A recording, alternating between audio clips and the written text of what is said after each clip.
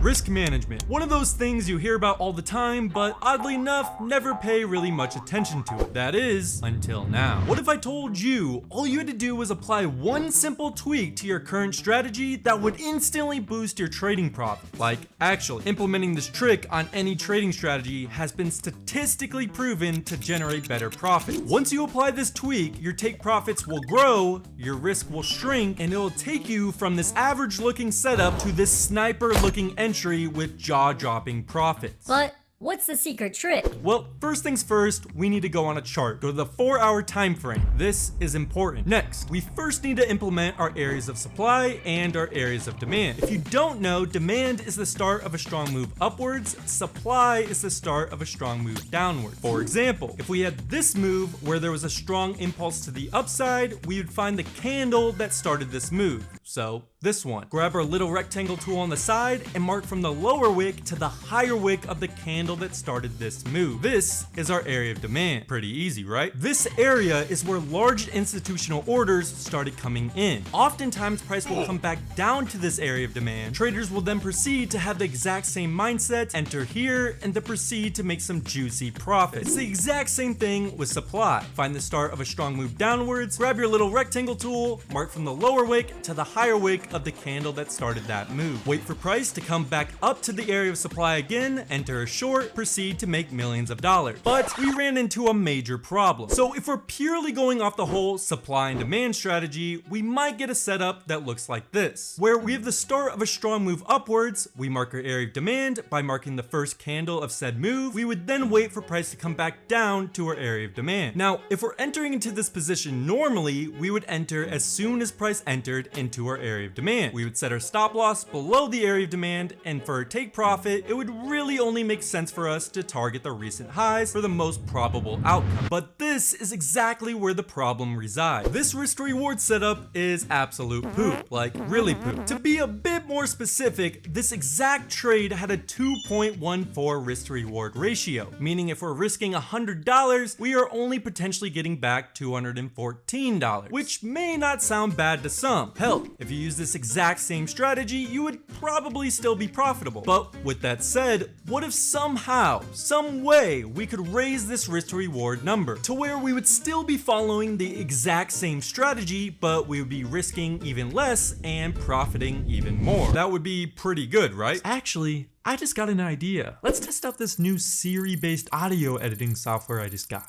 Hey Siri, play classical music. Sorry, I didn't quite get that.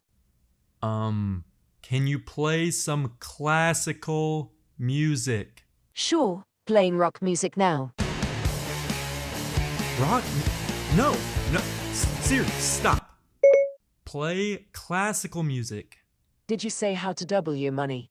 How to double my money? What? That doesn't even sound similar to what I... Yes, you heard her right. You can double your money. How do I do that? Well, there's a Forex broker out there that I personally use, and their name is HankerTrade. If you use the link in my description and it's your first time depositing, they will match whatever you first deposit. So say if you first deposit $69, they will match that and give you $69. That's pretty cool. If you need a new Forex broker and want that deposit bonus, use the link in my description. All right. Now let's go over how to get a better risk reward. To do this, we're gonna go over a little topic called zone refinement. Zone refinement is pretty simple actually. For example, here we have two screenshots of the exact same chart, one on the 4-hour time frame and one on the 1-hour time frame. Just like before, we have the start of a strong move upwards, so we'll mark our area of demand on the 4-hour time frame just like we did before. But instead of entering as soon as price hits our area of demand on the 4-hour time frame, we're gonna move to a smaller time frame to refine our zone even more. So here on the 1-hour time frame, our 4-hour zone is right here. But if we look closely, our 1-hour demand zone is within the zone, but is much smaller. So we'll mark out this one too. So now we have a refined 1-hour zone within our 4-hour zone. Instead of entering as soon as price hits our demand zone on the 4-hour time frame, we're gonna enter at a refined zone on the 1-hour time frame. So we wait for price to come to our 1 hour zone, enter here. We're still gonna set our stop loss below the 1 hour demand zone and set our take profit at the recent highs, just like we did before, but look at the key differences. The picture on the left, where we didn't refine our entry, our stop loss is bigger, our entry is worse, and our take profit is smaller, and we have a risk to reward of 5.15. But if you look at the picture on the right, we have a way better entry, our stop loss is smaller, meaning we're risking less, and our take profit is bigger, meaning we have the potential to make more money. And we have a risk to reward of 11.12. Both are using the exact same strategy, but one is just more redefined. I think you can see the obvious better choice, the one where the math is on our side. But this is just the idea. Let's jump into an actual trade example. First things first, we do our first step and hop on the 4 hour time frame. Here we have a pretty strong downtrend, but price is starting to show signs that it wants to do a reversal. How I can tell it wants to reverse is it just started to shift in trend direction and has made a break of structure right here. So we'll keep that in mind. To start us off with this trade setup, we're gonna first mark our area of demand. To do this, we find the first candle that started the strong move to the upside. In this scenario, that would be this candle right here. So we grab our little rectangle tool on the left and mark from the lower wick to the higher wick of this candle. This is our demand zone.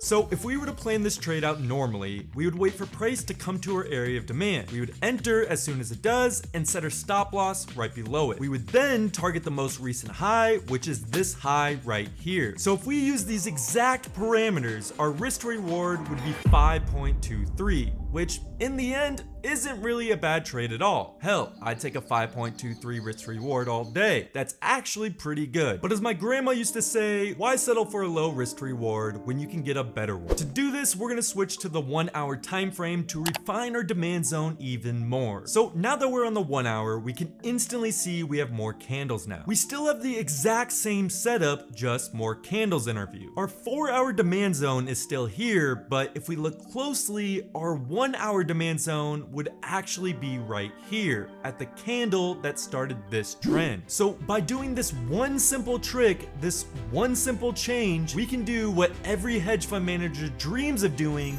We can do this.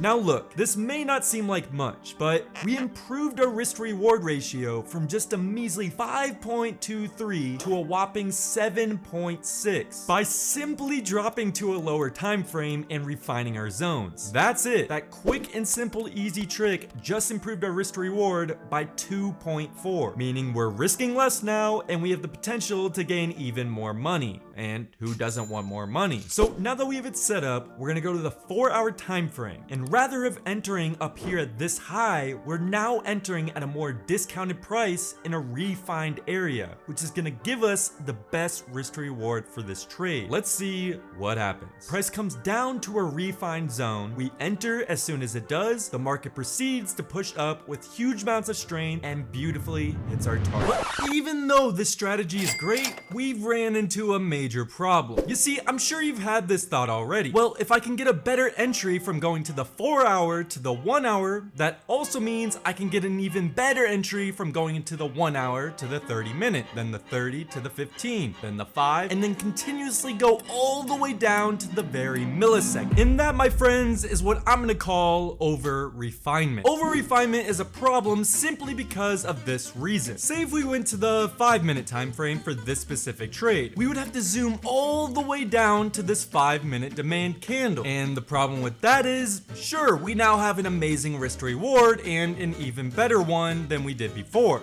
But since we've narrowed it down so much, if we zoom back out, price never came down to our 5-minute demand zone. Don't over refine and don't zoom in too much, because you'll end up with missed positions just like this one. To make sure you don't over refine, just follow what I call the 2 steps down rule. So if you're on the daily time frame, you can only refine down to the 4 hour and then the 1 hour time frame. If you're on the 4 4 hour to start out with, you can only go down to the 1 hour and then the 30-minute. If you're starting off with the 30-minute time frame, you can go down to the 15-minute and then the 5-minute. My point being, you can only go down 2 steps from the original time frame you started on. This will make it so you don't over-refine and end up with a missed position. Add this trick to your arsenal to any of your trading strategies and it'll help you get more sniper entries. Try it out, let me know how it works for you, and DM me on Instagram with your results. Thanks for watching, and I'll see you guys next time.